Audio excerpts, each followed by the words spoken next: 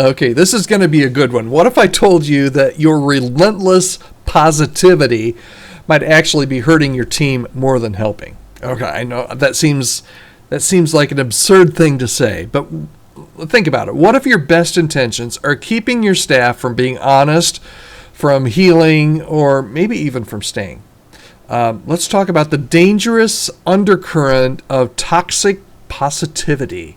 Toxic positivity in church leadership, and why facing reality might be the most spiritual thing you can do today. Hi there. Thanks for joining me. My name is Todd Rhodes. I'm one of the co-founders over at chemistrystaffing.com, and you're listening to the Healthy Church Staff Podcast. All right, let's unpack this a little bit. I'm kind of being a little contrarian today.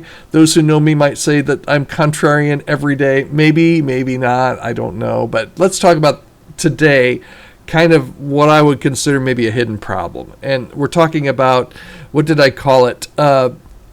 Extreme toxic positivity. Toxic positivity. Okay, so here's the truth, right? We all want to be in a positive church culture. Matter of fact, I talk with people just about every day that are like, Todd, the church that I am a part of is so toxic. So we would kill sometimes for a place that's got a really positive church culture.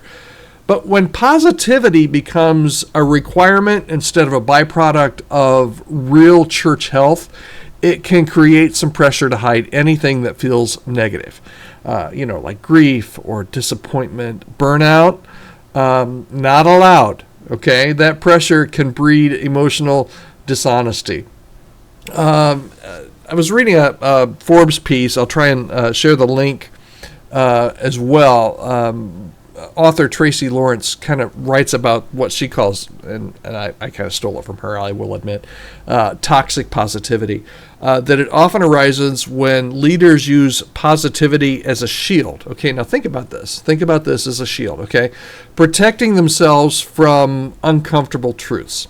So what does that look like? Okay, well, in ministry, this might look like brushing off maybe some staff concerns with, God's got this.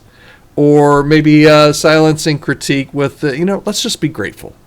But Scripture never avoids lament, right? So why do we? So sometimes toxic positivity, when you're positive, kind of just to be positive, or you kind of start throwing out cliches, hey, God's got this, let's just be grateful.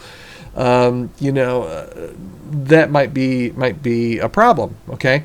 Number two, the damage can be done, and we'll talk about what it costs your team. So toxic positivity doesn't just annoy your staff, it can alienate them, okay? So when pastors and church staff ignore kind of the hard stuff, and everybody around you knows that things aren't going well, everybody knows you, that everybody around you knows that this is a hard path you're on, but you keep pushing for smiles. Everything's great, everything's good, God's got this.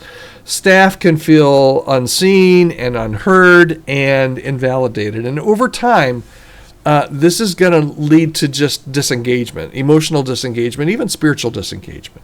And over time, it can lead to staff burnout. Okay?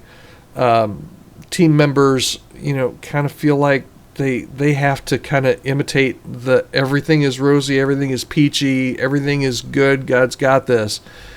But we can't as church leaders, we can't afford to just kind of stay in that kind of cultural rot. It's a slow leak that eventually will sink the ship. Okay, so what can we do about this, right? How do we combat this? Honest encouragement is always better than forced positivity. Okay, there's a huge difference between hope and hype. Okay, a huge difference between hope and hype. Hope acknowledges the reality and still trusts God. Hype denies the reality and kind of puts it off on faith. Okay, as church leaders, what we have to do, we have to create space for both celebration and confession.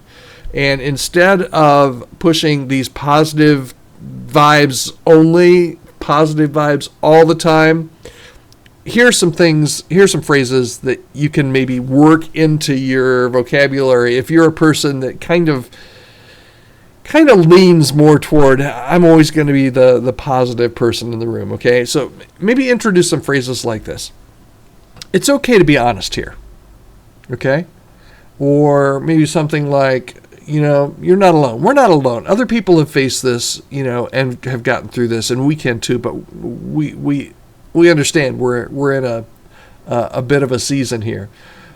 Maybe try something like, let's walk through this together. That sounds a lot more reasonable and a lot more kind of centered than saying, this isn't a big deal. No problems here. Nothing to see here, right? This shift, it not only invites spiritual maturity, but it helps push away that emotional suppression that you'll get if you're just always kind of doing that positivity thing, even when everybody around you knows that things aren't really going well.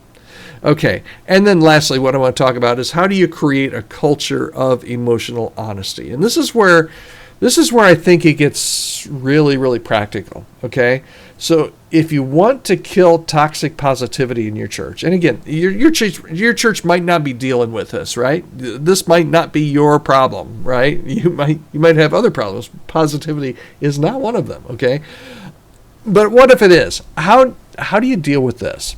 How do you create a culture of emotional honesty rather than this toxicness, this toxic positivity? Okay, well, start by modeling that vulnerability right from the very top. And if you're struggling, man, rather than just saying the positive thing that you would normally say, just admit that you're struggling a little bit. If you're struggling, say it.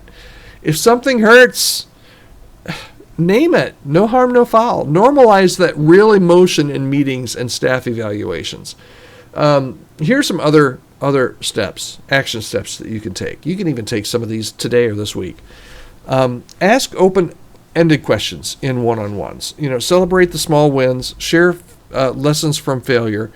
And train your team in emotional intelligence. And maybe you need to train yourself on this as well, but train your team in how to do healthy feedback loops as well. Because when authenticity becomes a value, health will almost always follow. Matter of fact, it will follow. Okay? So here's my bottom line. Here's my final thought for today.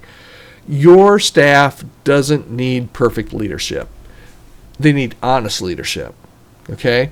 That kind of feels like Jesus, not just a motivational speaker. Okay? So how you doing? Do you have tendencies to always be positive? Some might almost say that you're positive when you shouldn't be positive. Maybe it's a toxic positivity.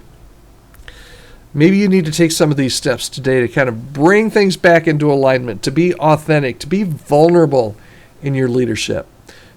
This will really help you and your staff as you seek to be a healthy church, a church that can be used by God to do some really, really great things.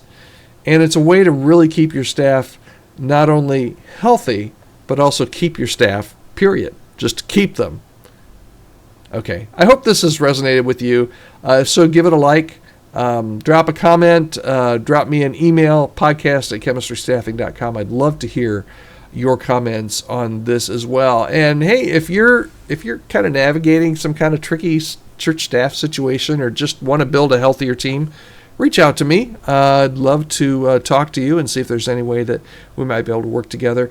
We're for you at Chemistry Staffing, and we want to come alongside you and help you to build a healthy team that can turn into a healthy church that does really healthy things, turns a lot of people toward Jesus in your community.